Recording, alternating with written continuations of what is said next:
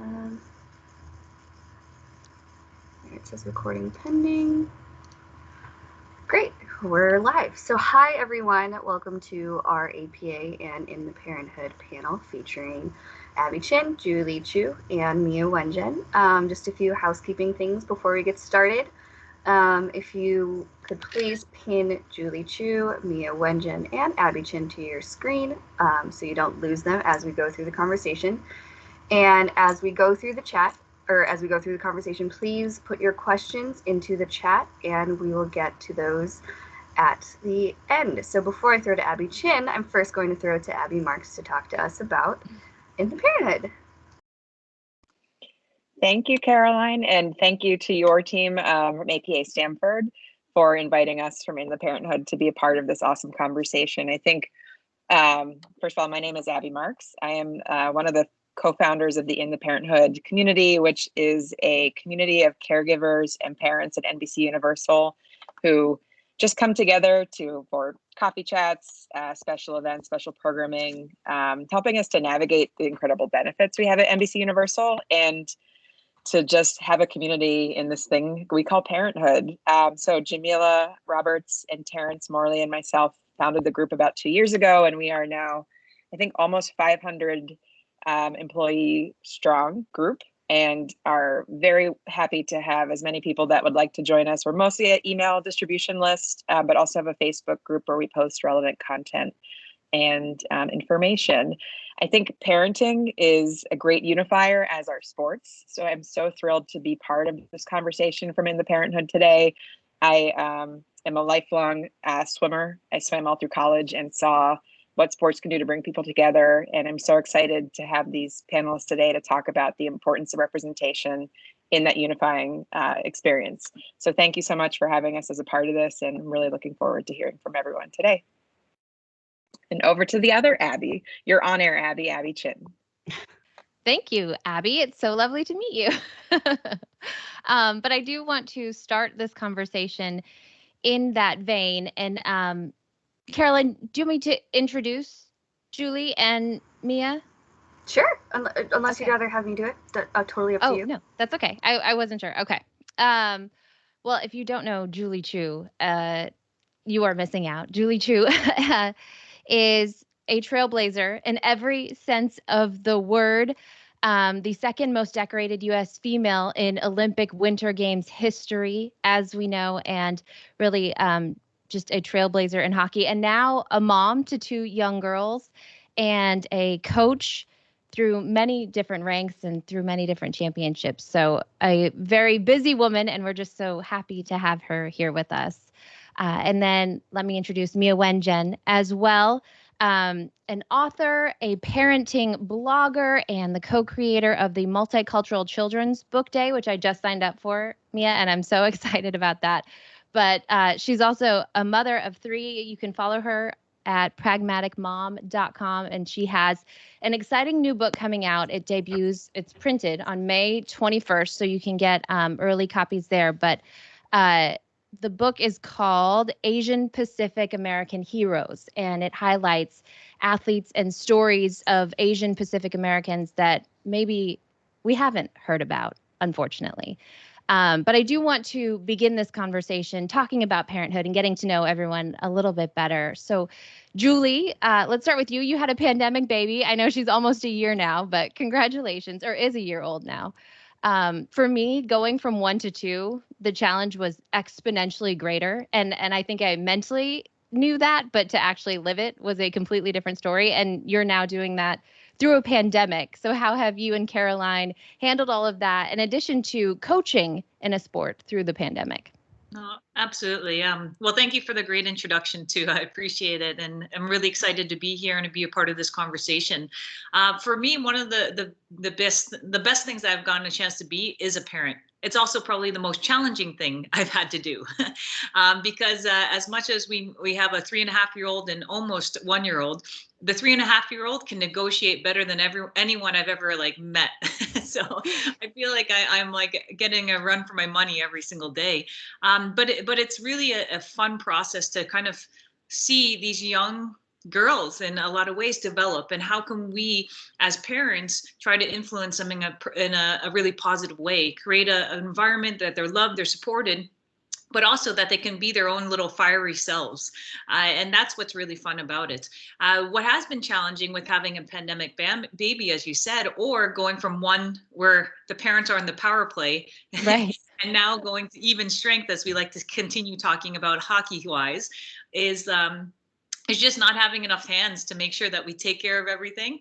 But it's also not necessarily having the same friends and family support system that we typically would have with when we had our first daughter. Our first daughter, Liv, when she was born, she was at the rink a week later. We had family, friends, our players coming into our house starting day 2 when we were coming back. With Tessa, our youngest, we haven't had that same support system because of COVID, because of not being able to welcome family members into our house. My parents haven't seen or met Tessa yet since they live in Connecticut and I live in Montreal now. So some of those are the challenges that we're wading through, but we also get a lot more time at home. We have family meals every single night. We have breakfast every morning with each other, which maybe when we are in season, we don't have that ability. So there are some challenges, but what we can take advantage of, we're making sure we're making the most of it as well.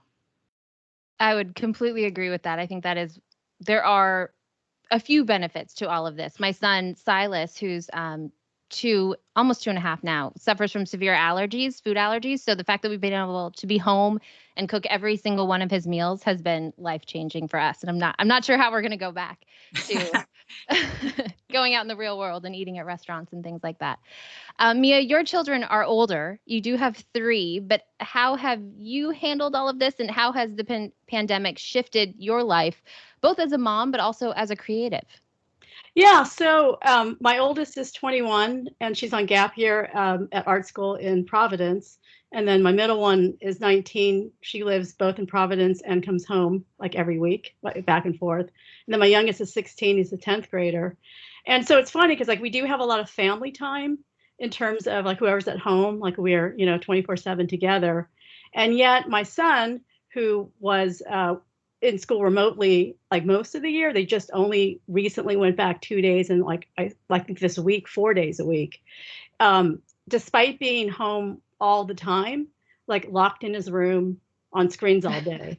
So like for him it's the new normal, like he like living his best life, like he's always been on screens locked in his room. So it's like weird, we see him the least. And then the girls who are not here as much, or one of them is almost never here, we're in closer contact with them. But as a creative, I have to say, like, I had trouble writing creatively during the pandemic. I was able to like write blog posts, which are a little bit more, just like what I'm thinking. And like, I was keeping like a coronavirus diary, because I feel like this is like, we're living through like this period of history that people will look back for hundreds of years and say, like, what was it like then? But like writing books, I think just it's that added layer of stress. I wasn't creative until like more recently. And I swear it was because I literally took up knitting, and I'm not even good at it. I was just like knitting hats because I was like, need a winter hat. Like I lost mine. But like having that sort of as like your hands are busy, but your mind is like kind of, free, like that helped me a lot. So it was weird, but need somewhere for that energy to go and all to take your mind away from that. I think certainly through this pandemic, something that I have felt like you're just waiting for that next shoe to drop. What's coming next? And I remember those first days, and Julie, I'm sure you can speak to this with young kids, just how having Mabel out of school. Mabel's my oldest, she's 5. And so she was in pre-K at the time, but I was like, oh, this first week, I got this. And then 2 weeks. And then I remember talking to other moms and I'm like, I think I can maybe make it a month, but then we got to go back, right? This is going to be over. And it just kept coming, and dealing with that stress, compiling all of that onto everything that was happening. It's a lot. So Mia, I completely understand that maybe your creative juices, we only have so much bandwidth, right? For everything that's happening in our lives, taking it all in. But being parents, and let's get to the representation part of this conversation. What does AAPI representation, either in sports or elsewhere, mean to you and to your children, Julie? Yeah, and I think it's really important. Growing up, I didn't have a lot of AAPI role models. It was my family, and which was really important to me too, because the family ties. I looked up to my older brother, my grandmother, my parents, and my sister. They were kind of my biggest role models. But to really have someone visible that we can aspire to beyond maybe what are, the next steps within our normal life cycle, that was tough, especially in the hockey world. I think in a lot of ways, I'm a part of a lot of different minority groups within the hockey world. I'm a female playing hockey in a male dominated sport, an Asian American, and I'm gay. So there's a lot of layers to it that I didn't have that representation growing up and seeing that. I was still grateful though that I was in an environment where the boys that I played with and the coaches I had, they were awesome to me. And I was fortunate for that. And that allowed me to then fall in love with hockey, where maybe I shouldn't have felt a part of the team. I should have felt more like an outsider. But because those around me created an environment where I was treated like another teammate or player in the team, that helped me. It was more people outside that was a little tougher, where it was parents from the other team, which was often the case, or coaches. The kids will have a little joke here and there, but mostly they learn it from the adults. So I think that's where that representation, as you're talking about, is so important, is when we can get in the forefront, when we can be visible and show the strong and awesome leaders that we can all be, and then have our young children see that. And not only children of the AAPI community, but all children. Then it becomes fluid, and it becomes, yes, we have female hockey coaches that can be my coach and I'm a boy. That's normal. Growing up, that was not normal, and we never even thought about that. So that's why representation for me is important, because it's great for our community, but then our entire community across across a lot of different domains as well. No question. And I do want to dive deeper into that. But I mean, Mia, when you were growing up, do you remember ever feeling or like you saw yourself or someone like yourself on screen, in a book, in a game? So I'm going to age myself because I'm much older than both of you. So I'm 56. For the record, I didn't ask. I know. I'm just teasing. I'm happy to, be honest about that. But when I grew up in Southern California, where there's a, decent Asian population, in my elementary school, I read every book in our well-stocked library. We literally had 2 full-time librarians as, sort of a reference point of well-stocked. And I never saw a character that looked myself ever. And so that kind of stayed with me. And it changed, when I had kids, there were, Asian characters, but it's a very small part. It's a very small percentage of children's books. And for me, like my middle child, who's 19 now, in high school, she told me, yeah, there's no AAPI female athletes. Like there just aren't any.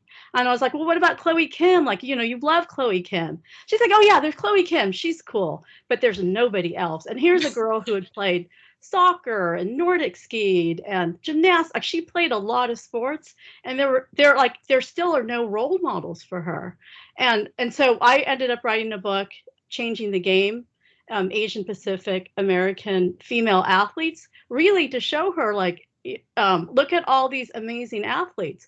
I mean, Julie Chu is included, but my question is, like, like, from my perspective, Julie Chu, like, achieved at the same level of someone like Amia Hamm, like in her sport, like, the same level of growing the game, the same level of international representation of the United States, the same sort of level of, like, like, incredible goal scoring, but you don't see the same level of media coverage. And to me, like, that's the opportunity. I was just recently reading a book, like, to research more for the books that I wrote, and it's literally called, like, Women in Sports, published in 2017. There's not a single Asian Pacific American female athlete in that book. There's 2 Chinese divers, and there's Macy Hirano, who, she was the one responsible for Title IX. But to me, that's incredible. That's 2017. And so it's just to say we still have a lot of work in children's books, but especially like we need role models for girls, not just girls of color, not just girls who are Asian, Pacific American. We need role models of people like Julie Chu, so that every little girl can look up and say like, oh my gosh, I could go to the Olympics one day. You know, she looks like me. And we're just not there yet. And it's crazy, you know. It is crazy how far we do have to go. Julie, you have a really cool story about being pretty young when you realized just what you did represent as an Asian American in the sport of hockey.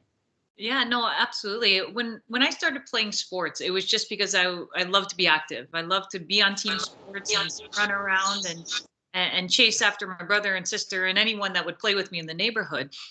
So then as I fell in love with hockey, which actually we just happened to find because my brother had some friends that played. Like we didn't know anything about hockey. It's not like living up in Canada where no one knows anything about other sports, but hockey is like this sport up here. It's a little bit of the flip of that. I fell into hockey and I absolutely loved it. But my thoughts about what I wanted to do in hockey was just to make the local team and go along the process. Then I realized, oh, there's prep school hockey. I grew up in Connecticut. Maybe I can play high school hockey one day. And then, oh, I have the opportunity to make the university hockey team and maybe play at university level. And then eventually the Olympics came.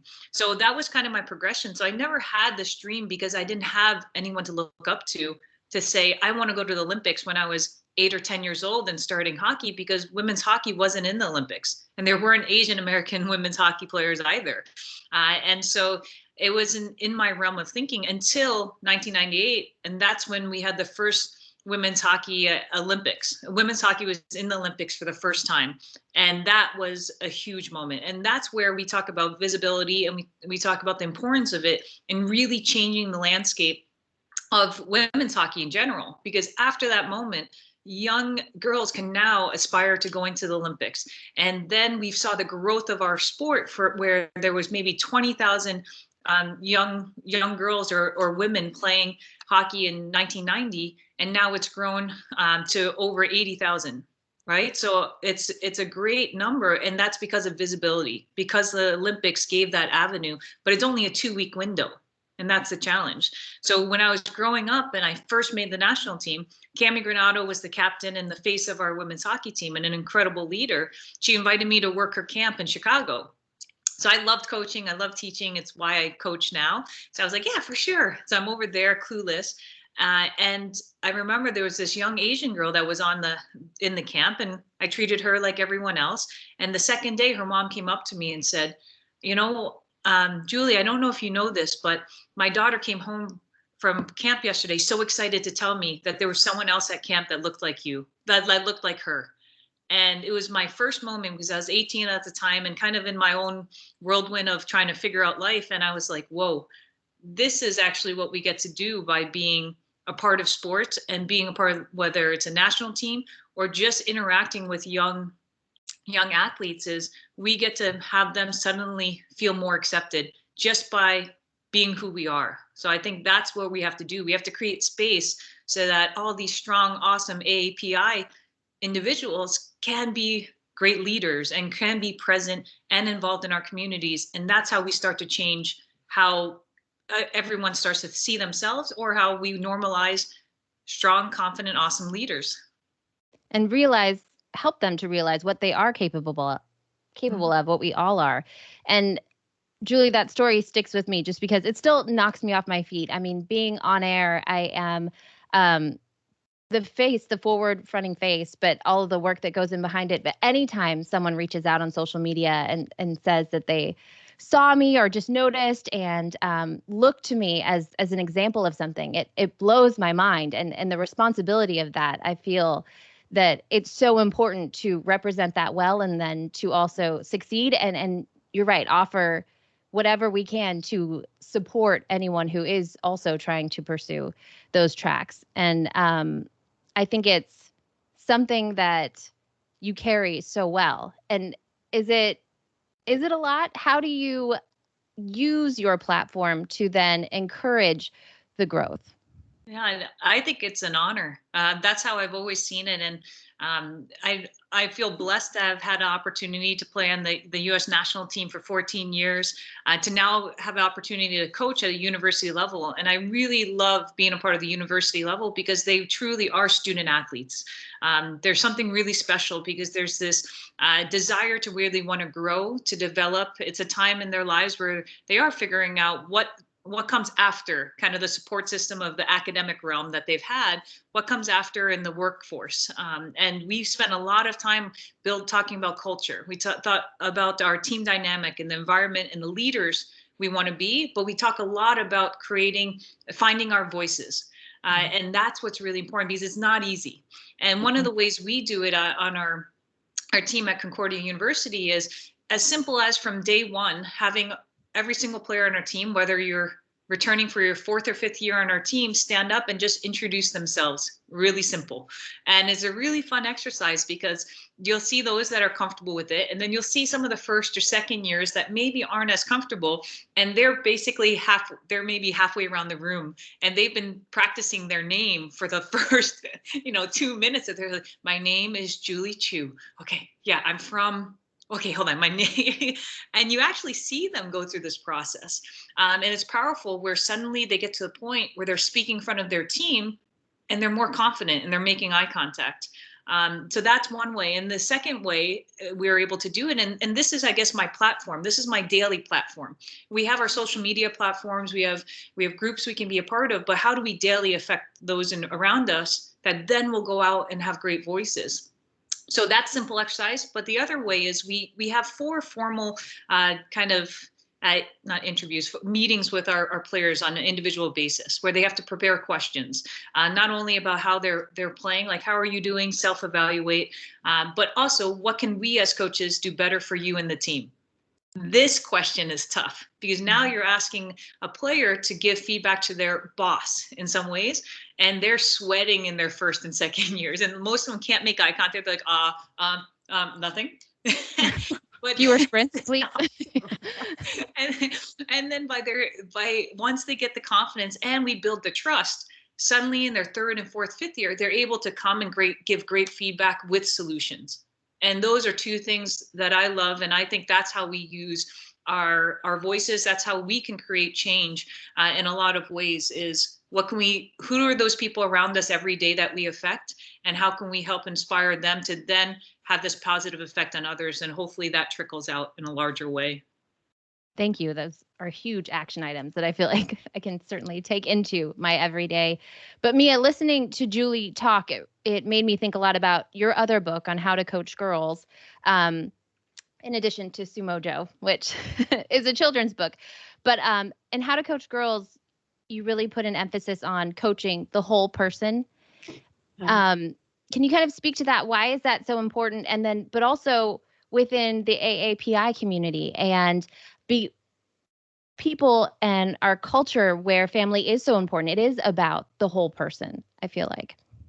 So I co-authored that book with Allison Foley. She was the former Boston College women's varsity soccer coach for 22 plus years, the winningest coach at BC.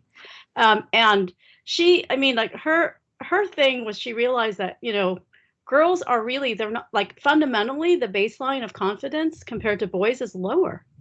And that you can't give them feedback until they feel they have this trust relationship with their coach. Because otherwise they internalize it and they freak out like, oh my God, she said I didn't do this well. Like, oh my God, I'm bad. Like she doesn't like me. Oh my God. And so to forge that trust relationship, it goes beyond the person's skills. It was to get to know them as a whole person. So it takes more time, she noted. You have to get to know, like, do they have siblings? What kind of extracurriculars do they do? Oh, if they sing, then you want to go to their performance. I mean, it's really just to get to know them. And even on a younger level, like one of the coaches who was like the BC, she was the field hockey coach. She would say, because she was trying to introduce field hockey to like middle grade, and she would say she would spend all her time with the beginners, even though she's this national team, star, because those are the ones that are more like nervous. And something as simple as connecting with like, hey, those are really cool socks. Or, like, I really like your stick. Where'd you get it?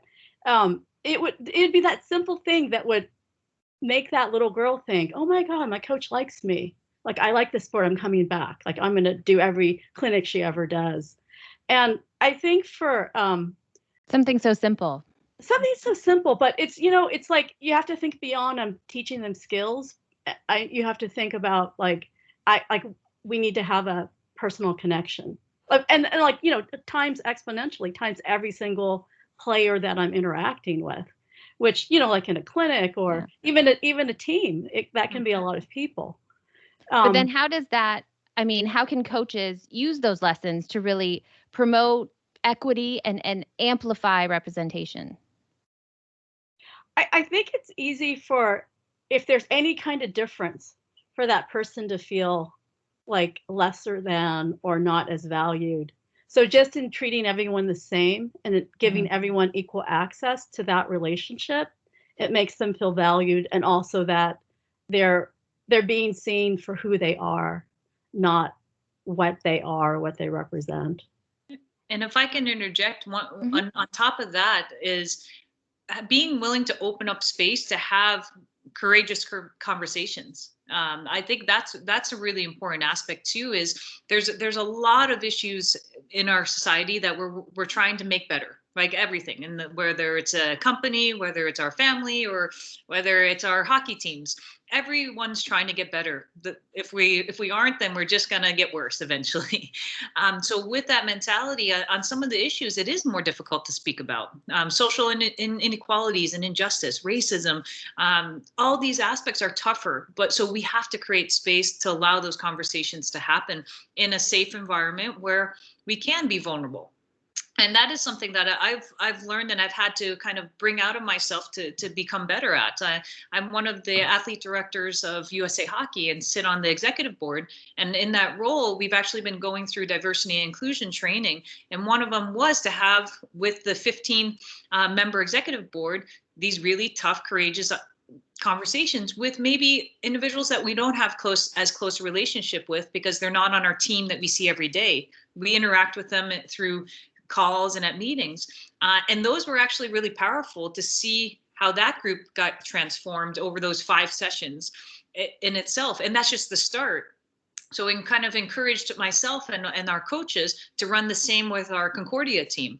And the first ones were tough. They were kind of like, okay, I don't want to say the wrong thing, or I'm not quite sure what to think or say. But then when we create an environment where everyone's voices are heard and they can be open to being a bit vulnerable and learning through the process, it was really great to see over 4 conversations that we've had so far that growth happen already. And even text and messages after the conversations to say, hey, that was really cool, or follow-up questions. So I think that's important, is when we see these injustices, when we see these issues, how do we create some solutions around it, and conversation to get people to be able to have more courage to recognize them, to see and find solutions. That's a big part of it. We need that space. But Julie, I also think, go ahead. I'm sorry. I think we also need multiple representation. Like it's too burdensome to be like, oh, I'm the only one representing, this whole chunk. And so like, you can't just have token, like, oh, we got token X checked off and token Y checked off. Absolutely. Because if you want to hear their voice, or you want to have more than a single perspective, you need to have more than just one per checkbox. Absolutely. I agree completely. But even Julie, just hearing you talk about these conversations, it gives me anxiety. My personality is not confrontational. I am not one who just naturally will step up and say something if it's not, absolutely smacking me in the face, really. And so I think that is something, and I don't know if that's the way that I was raised so much because of my Chinese father, and if that's kind of what was instilled in me, or if that is just my personality. But I think that is a challenge. And as a woman as well, to be able to step up, stand up, and own that space. And I think it's something that I have challenged myself to work on through all of this, and it's something that I feel that I try to work on every day. Mia, is there something, in researching your book or just in your daily interactions, how have you been able to continue to push through whatever barriers there were and any adversities that you may have faced, and just kind of being the only one in these spaces? So it's funny, I just realized we're all part Chinese, because I'm half Chinese, half Japanese, and I think Julie's half Chinese. Or 3/4 Chinese and a three-fourths, quarter that's Puerto right, Rican. three-fourths. And it's true. I mean, there's this Asian proverb, the nail that sticks up gets pounded down, and then you have the double whammy of the sort of misogyny that, women were lesser, and, they weren't as important, and their opinions were, seen, not heard, that type of mentality. So it's no wonder that that's filtered down, just culturally. And, like, I think that's just the fact of Asian culture. And I think, like, I wasn't always the person who spoke up. It took me like, even like when I was in college, like, I didn't even recognize that, like, per se, like, I was a minority, because I was like, I'm from California. And we're Absolutely. not really, and like, I'm really Americanized, and so it's been a journey to say, like, no, I'm part of this Asian American community, and yes, we have our own issues, and we've had, injustices and racism, from way before my grandparents came to America, or my father, and that kind of pervasive racism still exists, and still exists in my own community, which is a very liberal suburb of Boston. And I think in just recognizing that the racism is there, whether you see it or not, and that somebody kind of has to stand up to it. I think just as a blogger, I felt like I have a platform and I'm going to use it. And, maybe I wasn't prepared for all the hate and the pushback I got back. Really? But then I also was like, I was surprised by sort of bystander who would stand up for me. So it's like that whole like bullying thing, like in a nutshell, like Yeah. in elementary school, you see it like on a social media platform. But it just made me realize, like, not everyone's going to, but unless somebody does, there's like no baseline for anyone to say, like, there's racism, it's happening in our community, it's happening to me. Like, somebody has to say it. So, Well, thank you for, saying it now. Let's talk about that and a little dive into allyship a little bit. Julie, were there ever any instances where you did feel that and felt different for being an Asian American and felt that you were lesser than? Yeah, I think for me, a lot of it stems from, I think, just people that weren't necessarily closest to me or really directly around me. It was those that maybe you would run into that don't know myself. Those are the ones that would have the comments. And what I mean is, if I'm at the hockey rink and you have someone coming by, it would be that coach or that parent that would look at you in a certain way. And you're kind of like, I am a 10 or 12-year-old child here, but you can feel it. You can feel when those looks or that questioning of, do you really belong here? And maybe eventually those people come around, but there is that's kind of more the subtle way. I wasn't really subjected to the blatant someone looking at me and calling me a racial slur, but it's more those kind of more microaggressions where, as you're going around and you're thinking, you're like, I remember these looks, I remember these feelings. But I think I was also one of those kids that were so focused on the people around me that I didn't really take as much heed to those outside.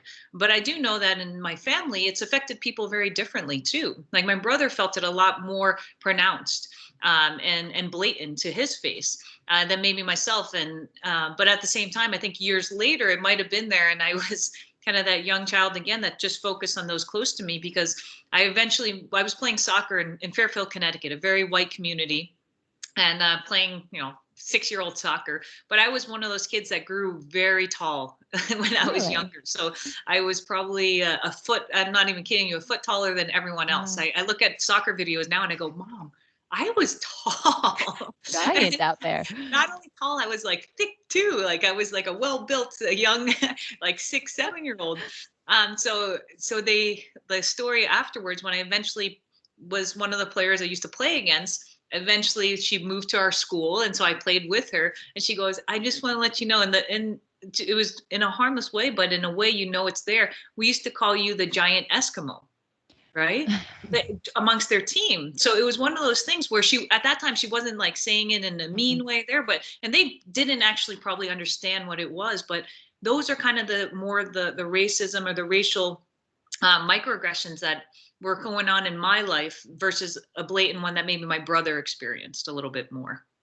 Hearing both of your stories, it reminds me so much of my upbringing. I grew up in a suburb of Denver, Colorado, and like both of you, it was a predominantly white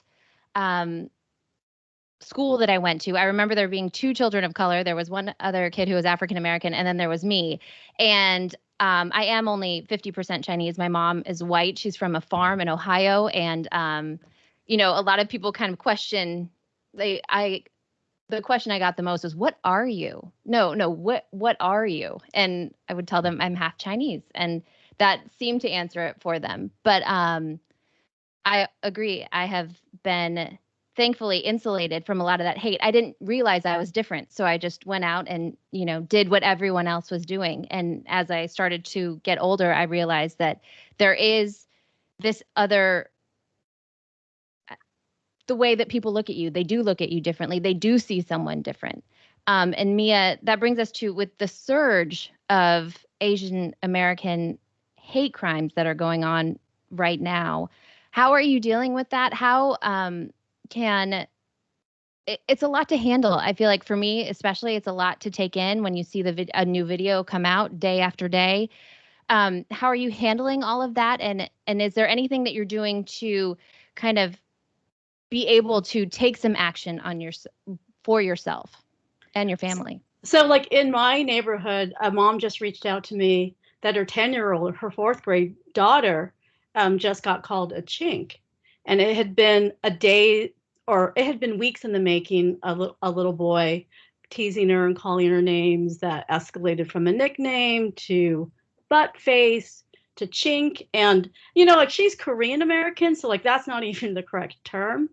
And so, the mom took steps, but like the resolution is still not satisfying. But that brings me to the need for role models. And like you take athletes, female athletes or male athletes of color, but especially females, because we just don't see so many of them. And if people knew and could relate to a Julie Chu the way they do a Mia Hamm, then, that the whole like who they see as foreign or who they see as a threat goes away, because it's like, oh, I know Julie Chu. Julie Chu is awesome. I saw her at the Olympics, or I know who she is. And so I just think role models, we need them across the board, for not just to keep kids in sports and girls in sports, but just to sort of put a person to this identity that otherwise, if it's so foreign, it can be perceived as scary or threatening or something to attack. Yeah. And Mia, I really appreciate what you're doing in telling those stories. I think it's absolutely incredible, and I'm glad that you can write well, because I really can't. But it's a powerful tool, and as you said, representation is there, and it's really special one for me to be included. So I appreciate that, and I love it in a lot of ways, because how do you create connections and the trust that we've been talking about, and true great leaders is not only the visibility, but by telling the stories that make them human, that make us all human. That's why we get connected with someone, whether, we watch whether it's a president of the United States or an athlete or a doctor on television, whatever it might be, we get drawn to that person, not only from them being there. That's maybe the initial, oh, I see someone.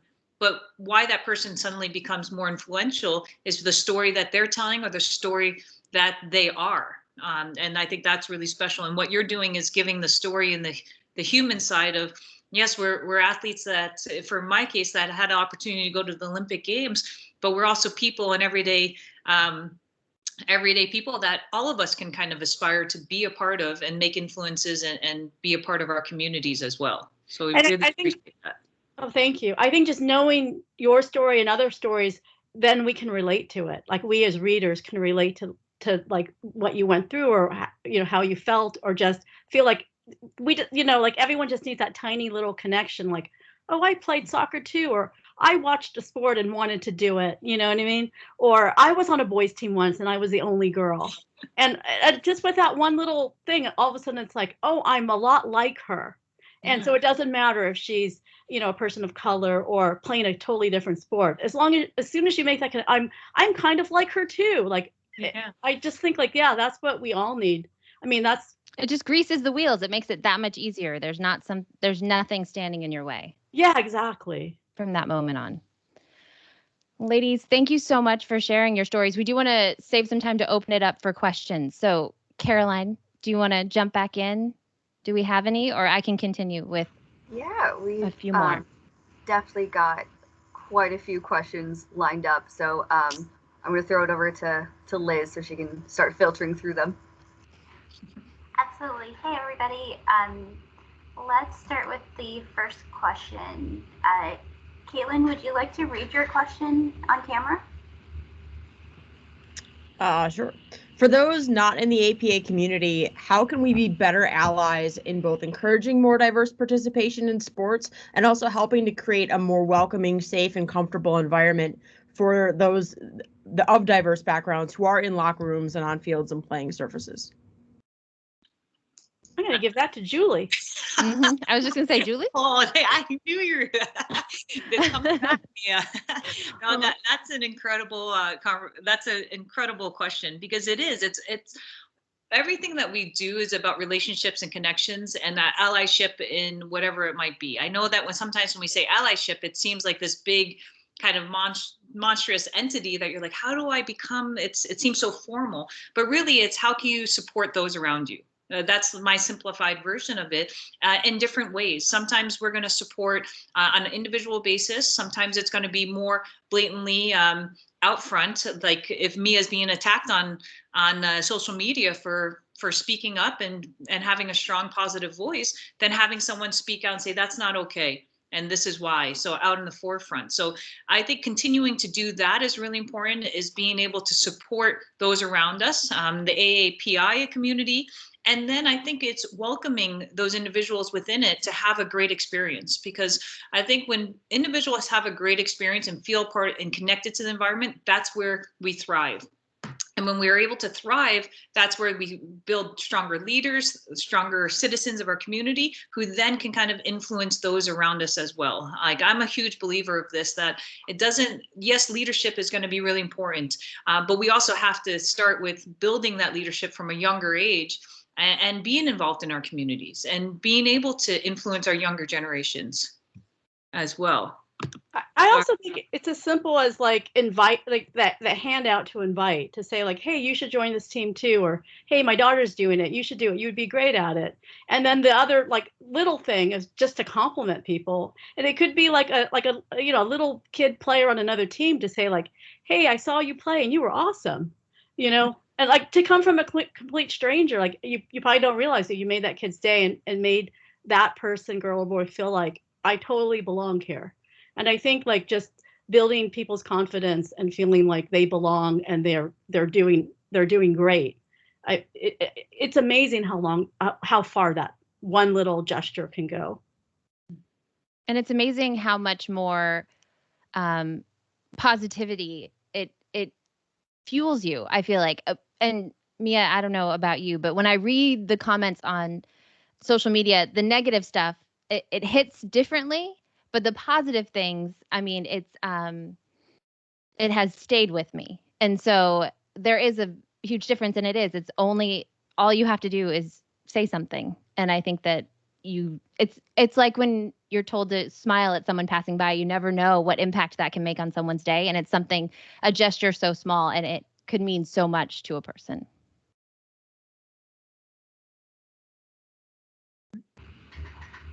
Caitlin, I know you had 2 questions. Would you like to do the other question? Oh, sure.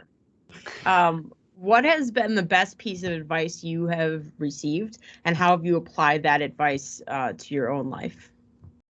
Awesome. Mia, would you like to start off? I don't know if it was so much advice, but like my husband is the most confident person I have ever met in my life. And I raised my kids like with him in mind. Like I just want to have kids who are self-confident. And I think being around him like helped me find my voice to speak out more.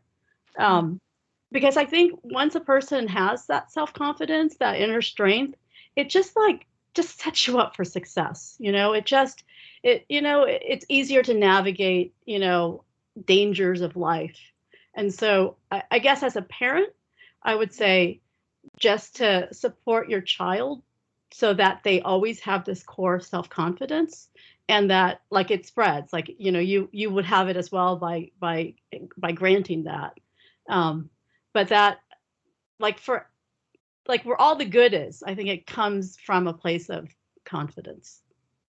Absolutely. And mine's very similar. When I was my first year at Harvard, my coach said to me once, you're capable of more than you may think. You're capable of more than you may think. Katie Stone there, who's a longtime coach and mentor. And that was powerful because I think a lot of times it's our own self-doubt. So that built-in confidence, as Mia was talking about, that holds us back a lot of times, whether it's applying for a new job and saying, well, I don't have the perfect criteria. Well, go for it. And I think that's where I think we want to make sure that we check everything off. And if anything, have more than that criteria before always hopping into things. And that's something where for myself, it's really important to be able to have that confidence to say, yeah, I might not have it all figured out, but let's dive in and know that we are capable and we're going to figure it out along the way. So I think it's that self-doubt and making sure to take a deep breath when we feel it. Everyone feels it. Everyone does. But how do we breathe it away and then focus on the things we do control and the awesome aspects that we can bring to a team, an organization, a situation. But that's always stuck with me, and that's exactly what I'm trying to teach our players as well, and our young daughters. And I love what you said, Mia, about allowing our children to explore and basically give them the confidence to be themselves. Because that's the most important thing. Like, we love hockey in this household, and that's it. But if my daughter does not want to play hockey, as much as it might break my heart a little bit, shh. It's great. Like, if she wants to be a dancer, then we're going to have to find some friends and some support and to read a lot about dancing because her moms can't do that. But that's what I want. I want a happy and an active child that's going to pursue things that she wants and be challenged, but know that she can handle it all too. They're 3.5, so I know I got to settle this early. down. Yes. But listening to both of you speak, I mean, my piece of advice is just to be yourself. And in order to do that, you have to have that confidence in yourself. And so it's believing in yourself, knowing that, like you said, you are capable. And then that is who you can be to the world, and knowing that that's enough and that you are enough, and giving yourself that space and taking up that space, owning it, and being able to be authentic and really just be yourself, which is amazingly hard to do sometimes. Love it. Just wrote a nice note, take up space. It's important. I think that actually answered Annie Morris's question, I hope. If not, Annie, I will totally say it later. The next question that we have comes from Chris Yip. How do we inspire more Asians to get into the sports media industry, either in front of or behind the camera? That's a great question. That's representation, and also formal programs of internships and mentorships. But I mean, it's also, it's not just representation. We need that, but we also have to show people that, like, Abby Chin, look at her. Like, we need to make her, like the, I don't know the terms for me, but we need to show her career progression, that she started here and now she's like, on TV at the desk, and now she's like the, I don't know what it's called, like the headliner. We need to show like not only do we bring them in, but we support them so they're successful at the highest level. So, because it's too easy to say like, oh, we have Abby Chin, check, we have someone in front of the camera. But no, we need to show Abby Chin being successful throughout her career, You know what I mean? Like, and then people will say like, oh, I could have a really successful, like Abby Chin, like follow the same path that she did. But if you don't have that, then people are going to say like, yeah, Abby did it, but then it didn't work out for her because, you know, I don't know why, you know, and that makes 100,000 other people feel like, well, if it didn't work out for her, she's amazing. Like it's not going to work out for me. Absolutely. I think it is something, and when I was coming up, I didn't know, at first I didn't know that you could just do TV, broadcasting journalism. I didn't learn that until I was in high school. And then I didn't learn that you could just do sports until I was in college and took a sports broadcasting class. And that had nothing to do with me being Asian American or any of that. That was just kind of finding your way and finding where your passions are. And so I'm not sure how we get the word out that, the thing that I have found most inspiring working in the sports world is that you don't have to just be on air or an athlete or a coach. There are so many other avenues to be able to be involved with something that everyone is so passionate about. Liz and Caroline and Caitlin, you can all speak to that as well. There are so many jobs behind the camera, so many jobs in finance, if you like numbers, or even speaking to just basketball and the NBA in general, there are medical staff and trainers if you're passionate about, physical health. And there's the team chef and all of that. And so I don't know. I think it's a matter of getting the word out that just how do you learn what is possible? Because really anything is possible. And there's ways to be able to fit your personality, what you enjoy, into what you do want to do with your life. And I think it's really important to create programs, to create the internships and mentorship opportunities so that, yes, young people have the opportunity to start to know about these opportunities earlier, whether they're in high school, and go from there. And I know that one thing that we're really working hard on is getting more females in hockey coaching. So one of that aspects is, my wife, Carolyn Willette, runs a not-for-profit hockey tournament that leads into selecting a all-star Pee Wee team. So that team's for a tournament. But then the next year, because those young 12, 13-year-olds had a great experience, they all come back and they volunteer at the celebration that she creates. And then from there, some of them are on the ice as coaches with us. So they're kind of like intern coaches at 12, 13 years old. And it starts with, I can no longer do the obstacle course. So you're going to slide on your belly and demo it. But you give them some responsibility. So they start to enjoy it. And what we've seen is now that's been going on for 6-7 years. And those young 12-year-olds are now 17, 18, 19, and they're starting to take coaching certificates, and they're starting to get into the program. Same thing with Concordia. Hockey Canada up here ran a free seminar for all university female hockey players. If they wanted to, they can take part in Coach 1, Coach 2, so get some certification. And I was really proud that we had 18 of our current players out of 25 that took those certifications. And then we had another 7 or 8 graduates and alumni that took it. So those are how you start. You create programs at a young age to get them introduced to it and just exposed to it, and all the capacities, whether it's coaching, or maybe it's on the volunteer side of administratively, or in different parts. And then gradually they start to say, oh, this was interesting. And they can start to branch out and start to build some veins. Because I think those players that are graduating now from university are going to be our next female coaches in hockey. And that makes me so excited. But it started at 12, 13, 14 years old when they just got a chance to push pucks around. That's it. Or maybe describe one drill.